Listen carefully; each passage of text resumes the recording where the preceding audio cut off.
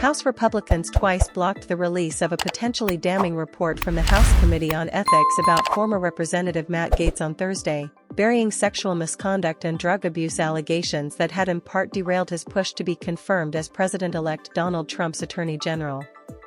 In rapid-fire deliberations, the House in near-party line votes of 206 to 198 and 204 to 198 moved the matter back to the purview of the ethics panel.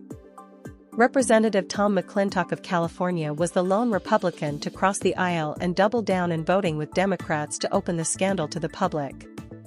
Representatives Casten, Democrat Illinois, and Steve Cohen, Democrat Tennessee, introduced the dueling measures Tuesday as privileged resolutions, which require a vote within 2 legislative days.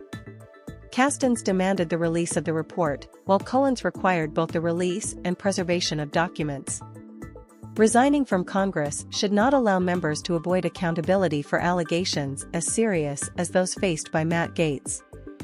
The Ethics Committee has often released reports on former members. Casten argued in defense of his resolution. Interest in the House Committee on Ethics' long-rumored investigation into sex trafficking accusations against the Sunshine State firebrand reached a fever pitch last month after Trump, 78, tapped him to serve as his next U.S. Attorney General. Ultimately, Gaetz dropped out of the running not long after it became clear he faced an uphill Senate confirmation process. Trump then announced former Florida Attorney General Pam Bondi, R., as his pick for the role.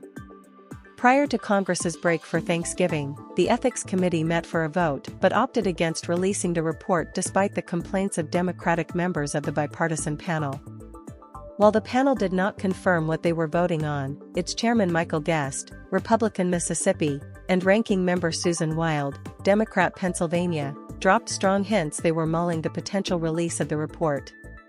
The House Committee on Ethics met again prior to the vote on Casten's resolution Thursday, but did not release the report or disclose specific details of the meeting. House Speaker Mike Johnson, Republican Louisiana, had publicly opposed the release of the report, and after Gaetz dropped out of consideration for the AG post, momentum to do so seemingly lost steam.